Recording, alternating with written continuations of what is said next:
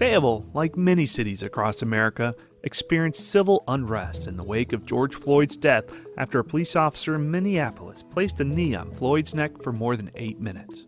There were several tense hours on the first evening of the protests in Fayetteville where crowds damaged public buildings as well as private businesses. In the aftermath of the damage from the unrest, volunteers descended on downtown to help with cleanup and restoration of the damage. Artists and community members decorated the boarded-up windows with positive messages and messages for change. A curfew was put in place to be in effect until tensions calmed down. One protest resulted in the peaceful dispersal of the protest after a standoff between the protesters and the police.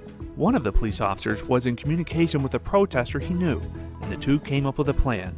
The police officers kneeled to show solidarity with the protesters, and the protesters then kneeled in response, and tensions calmed. The City of Fayetteville and the Fayetteville Police Department condemns racism and abhors what happened to George Floyd.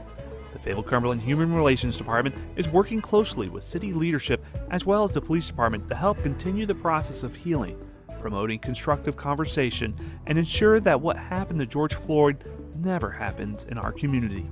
Contractors have been busy paving the new Hurley Plaza, and the Fayetteville-Cumberland Parks and Recreation crews have been beautifying the walkway leading up to Segra Stadium. Fayetteville City Council voted to name the plaza after Bill Hurley, the former mayor of Fayetteville who played a vital role in the revitalization of the downtown area, as well as being a fan of minor league baseball in Fayetteville. The new plaza has planter basins, a wide walking path, and benches for visitors to Segra Stadium. The project ties into the renovations at the Prince Charles Hotel, as well as the construction of the new multi-million-dollar parking deck with a hotel and office complex to be built on top. The Cool Spring District is adding some personality to downtown streets, working through its design committee, a volunteer group focused on grassroots projects that revitalize public spaces with art. The organization painted 2 crosswalks and installed the Cool Quotes Project, a temporary and artful street decal project. The crosswalks were painted by Carolina Striping along Person Street, at the Bow Street intersection, and along Green Street to provide a colorful connection between Linear Park and Lafayette Park. The Cool Quotes Project involves 35 inspiring quotes placed throughout the downtown district. The decals are made of non-slip vinyl and will be in place for the next 60 to 90 days or until the decals start to look worn. Design services were provided by Yellow Crayon, and Street Level Media helped to pay for the purchase of decals. The goal of both projects is to help make the space more inviting and encourage walking and biking downtown. The Cool Springs District invites the community to come out and explore our city center, go on a scavenger hunt for decals, and support local businesses. You might have seen some new art pieces on display in downtown Fayetteville. For the past several years, the Fayetteville-Cumberland Arts Council has sponsored Work in Progress, a program that places pieces of art in downtown Fayetteville for everyone to enjoy. Every year, new sculptures go on display and add an eclectic spark of creativity.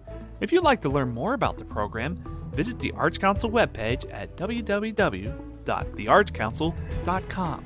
The budget for the City of Fayetteville for the next fiscal year is making its way through the process before it's officially approved. The goal for city leadership was to develop a balanced budget for fiscal year 2021, which begins in July and continues to provide full city services in the midst of a global pandemic. The recommended budget has been designed to meet this goal without raising the property tax rate, which is currently set at 49.95 cents per $100 of assessed property values. The proposed operating budget for next year is a little over $233 million. The impact of COVID-19 is expected to reduce city revenues by $8 to $10 million over the current fiscal year and next year. The city has been able to deliver a balanced budget without a tax rate increase through the use of federal funds from the CARES Act, the city's fund balance, and a modest increase in fees. The funding priorities for the budget are based on citizen feedback and defined by City Council members. The City Manager first presented the budget to Council on May 26.